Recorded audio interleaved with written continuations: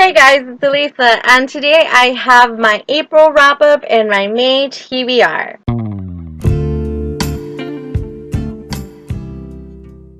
So in the month of April, I kind of knew that things were going to kind of pick up for me. I wasn't going to have as much time to go ahead and read, but wasn't necessarily true. I actually had more time, but I kind of went in a and that was my own doing. I was reading these two books, and as soon as I found out that the king was here for me to go ahead and read, that it had been delivered to my friend, I just was dragging my feet and wanting to try to finish those two books that I was reading. I was like determined to finish them before I got into the king, but I couldn't.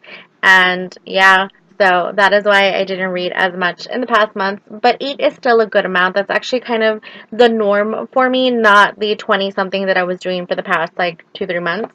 So book one that I went ahead and finished in the month of April was Reflected in You by Sylvia Day. This is book 2 in the Crossfire series, and I know with book 1 I was kind of like meh about it, but actually book 2 redeemed some things for me. Like, I was afraid that it was just going to be okay and kind of boring for me, but I enjoyed book 2 a lot. I gave it 5 out of 5 stars. It gave me Gideon's secret. It gave me more intrigue. Since I kind of let go of my expectations after reading book 1, I think that might be the reason why. It could also be that there was so many twists and turns with this book that it had me flipping the pages so fast because I wanted to figure out what was going on with Gideon and Eve. So, yay.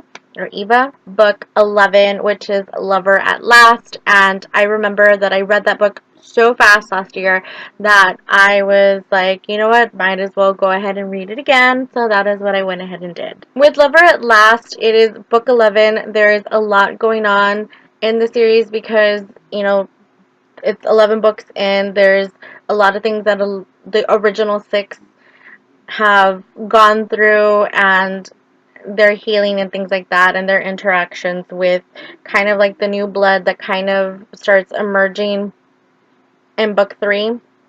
So you're kind of seeing these characters grow up and things of that nature. If you read the story before, then you know that a lot of the younger ones were pre-trans, have already fully transformed into vampires. In this story, I listened mainly to the audiobook of it because why not? And I love listening to the brothers in an audiobook, especially the guy that does the audiobooks. It's the same one that has done the past 10.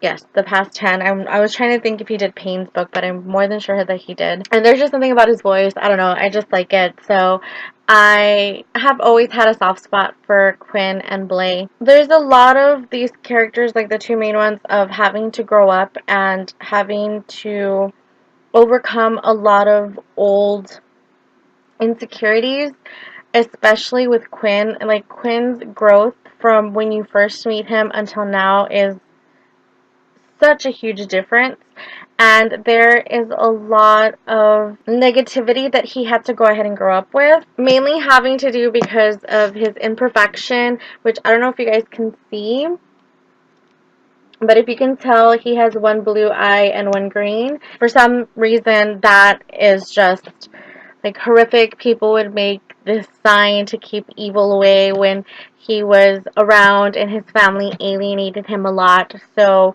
he has like these really bad insecurities, and well, actually he always went in thinking that everybody was going to hate him. It broke my heart, especially when people were nice to him and like he couldn't understand. There's a lot of things with someone's parents that did a lot of accepting of him, even though he couldn't understand kind of why, and those made me tear up way more than, you know, some of the couple fights or whatever. A lot of that made me tear up, and I think that's just me because of personal life.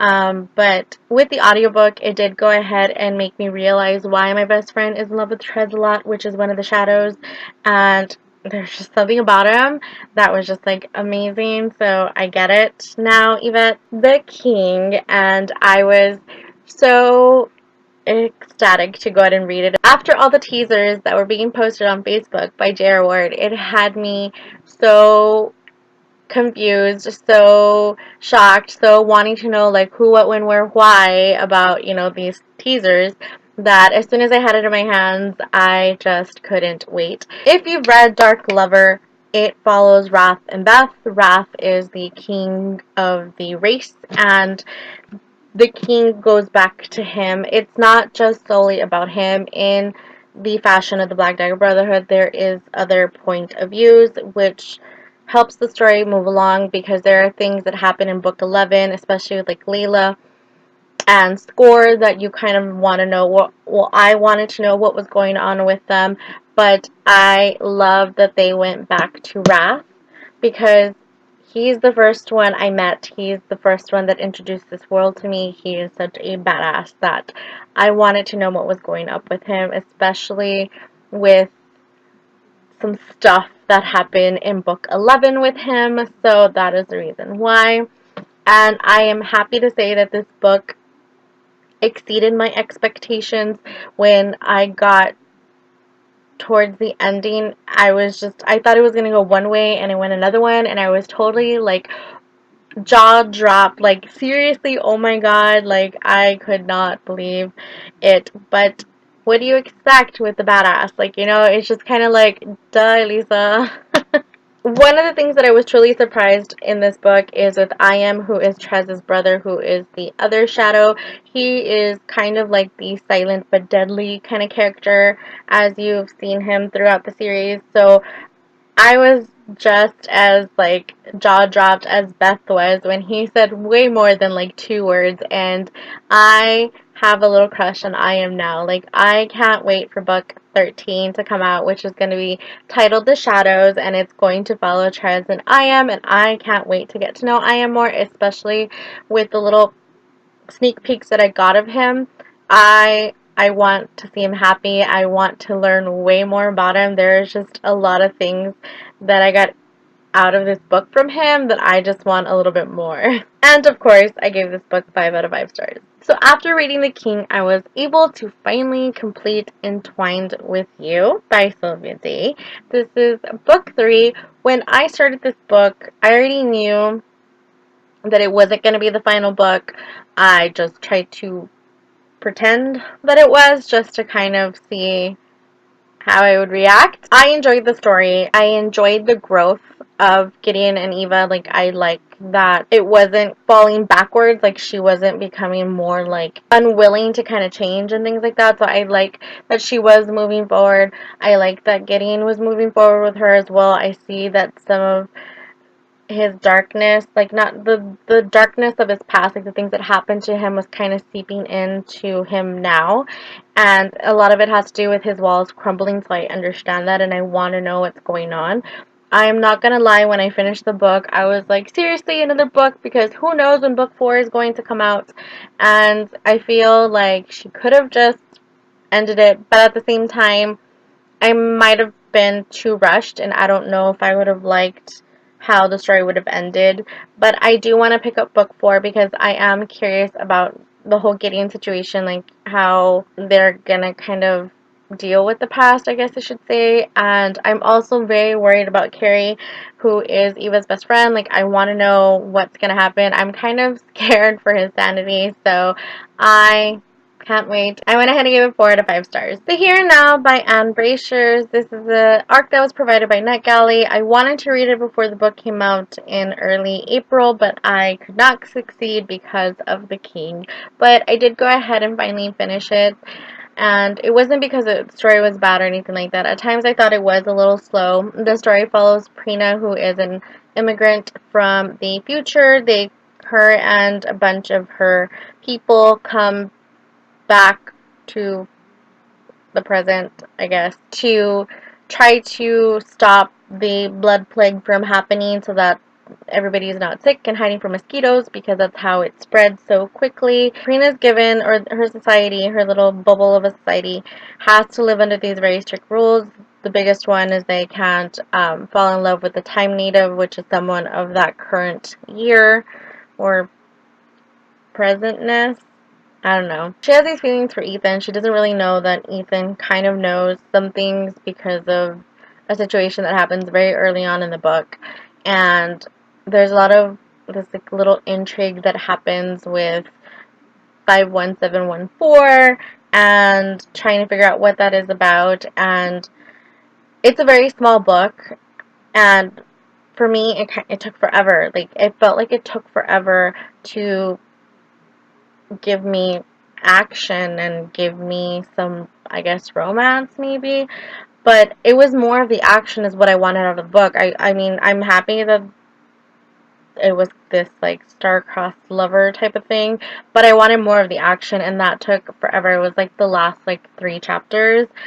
So I went ahead and gave it 3.5 stars. I am not sure if this is a standalone, but the way that it kind of ended, there could be another book. I would be curious to know, just because of some certain things with this plague that I would like some more investigation into. So we'll see. After that, I did not know that there was a novella in the Black Dagger Brotherhood that I had not read. I thought there was only one, which is Father Mine, which is the book that happens after book 6.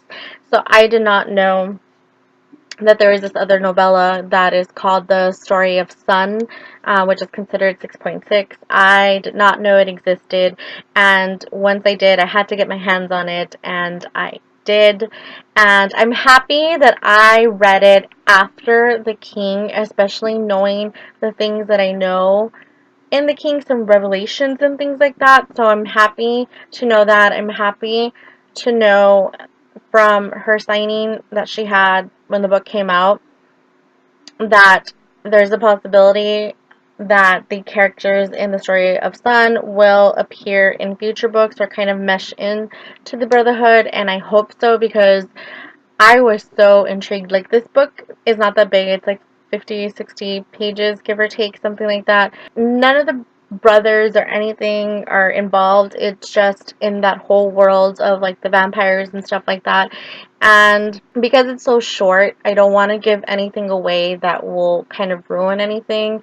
But it follows Claire and her itty-bitty journey, I guess, with a vampire and discovering that world and things like that. And I was super surprised. I was super wanting them to like run out and find the Brotherhood and immerse themselves, because I can see these characters totally like hanging out with the Brotherhood. So I hope that happens soon, and I did give it 5 out of 5 stars. Full Measures by Rebecca Yarros. This has been on my Nook for the longest time to go ahead and read. It's been like on my main page to read, and I'm always, every time I like turn on my Nook to go to the book that I'm reading at that time or whatever, like it's just there like staring at me like, read me.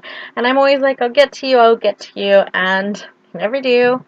And then my friend Gabby was like raving about this book on her blog and on Facebook and on Goodreads. And I was like, okay. And then she like sent me a message like I should read it, and I was like, I'll totally do that. So I pushed everything aside to go ahead and read it. Like, I didn't read any books that I was supposed to read in the month of April for my book club. This book follows Ember and Josh. Ember is part of a military family, and tragedy hits their home, and her having to overcome that, survive that, learn how to live again type of thing. And then there's Josh Walker, who, oh my god, as soon as you read chapter 1, there is no way that you guys cannot fall in love with him. His patience and his sexiness, and oh my god, I loved him. And at times when Ember was being difficult, I wanted to shake her and be like, just stop, and hug him or something. And I loved it. I went ahead and gave it 5 out of 5 stars. Providence by Jamie McGuire. This is book 1 in the Providence trilogy. I have had these books for a very long time. I got them after I read Beautiful Disaster. I just never read them. My best friend Yvette is part of her street crew, the Mac Pack, I think is what it's called, if I'm not mistaken. And she was reading the books. And I'm more of the paranormal reader in our friendship, while she is more of the contemporary. Nowadays, though, it seems I've been reading way, way, way, way more contemporary than paranormal. Not okay. Haven't given up on my paranormal or anything like that. Just what I've been reading lately. But I already knew that this book had paranormal aspects to it, and I was always intrigued to go ahead and read it. I just never picked it up. She was reading it, and she was like, I really enjoy it. And for her to say that she really enjoys it when she's not a paranormal fan at all, or hardly ever, I was like, I have to read this. And it's Jamie McGuire. If you guys have read Beautiful Disaster or Walking Disaster, you love her writing. So I decided to go ahead and pick it up since she had finished it, and I am such a fast reader. So is she, but I was like, you know what? I'm going to read this so that we can gush over it together. In Providence, it follows Nina, and Nina, at the beginning of the story, has just lost her father. That is not a spoiler. She has just lost her father. She's devastated because she had this really close connection with her father. She is crying at a bus stop when this great looking man comes to her rescue, and they share a cab and whatnot, and sparks fly, and I was hooked by then, and that's just the very beginning of it. So I was hooked, wanting to figure out why this guy, who is named Jared, why he is popping up everywhere. There's this instant attraction, and there's kind of things that are kind of funny. It's like she literally turns around and he's like right there. It's like if she made him appear by just saying his name. And as the story goes on, you figure out that a lot of it has to do with angels and demons and half breeds, which Nina doesn't like that word. She prefers hybrids. And I loved the suspense. I loved the action. I loved the romance and the cuteness of it. I loved when Nina would think something was like cute and she'd be like, "Aw," and Jared hated it, but like secretly you know he liked it. And I just loved it. I went ahead and gave it 5 out of 5 stars. So those are the books that I went ahead and read in the month of April. And before I forget, I do want to go ahead and let you guys know. I know I've had a couple people ask me about my friend Gabby. She does have a blog, and I'll go ahead and leave the name right here, and I'm also going to go ahead and leave the link down below so that you guys can check it out. She always has great suggestions. She has giveaways, so you guys should go ahead and check out her blog. Okay, so moving on to my May TBR. So my original goal was I was going to go ahead and read just pure paperbacks, like the little mass paperbacks, because I have so many. I wanted to go ahead and knock a lot of those out, but I don't know if that's going to work for 2 reasons. One, I did not read any of my book club books, so I'm going to read those in the month of May, which are Hopeless by Colleen Hoover, Twisted Perfection by Abbi Glines, and The Demon's Lexicon by Rees Brennan. So I'm going to read those in the month of May. I am currently reading Requiem by Jamie McGuire. This is book 2 in the Providence trilogy, and after that I will be picking up book 3, which is Eden, because I want to know and I want to be able to talk to my best friend about these books. So that's the reason why. 2, the reason why I won't is because in the month of April I had to make 60 bookmarkers, and that took like a whole day, and I don't want to look at a bookmarker right now. Like, and that sounds sacrilegious because we're all readers and whatnot. So right now I am sticking to ebooks just for a little while because I did all of these bookmarkers and whatnot. I don't want to look at a bookmarker, so I don't know if I will read a paperback because I need a bookmarker to be able to mark my pages unless I use like a sticky note or something. But I don't know how I'll react to that. So we'll go ahead and see. And with the 5 books that I mentioned, that's plenty enough for the month of May for me. So what are you guys reading in the month of May? Anything you think I should be reading? You guys know I love suggestions. You know that I usually will push it up on my TBR list if it's already on there. If not, you guys know I will read it right away so that I can tell you guys about it in the following wrap up. So you guys have a great day. I'll talk to you soon. Bye.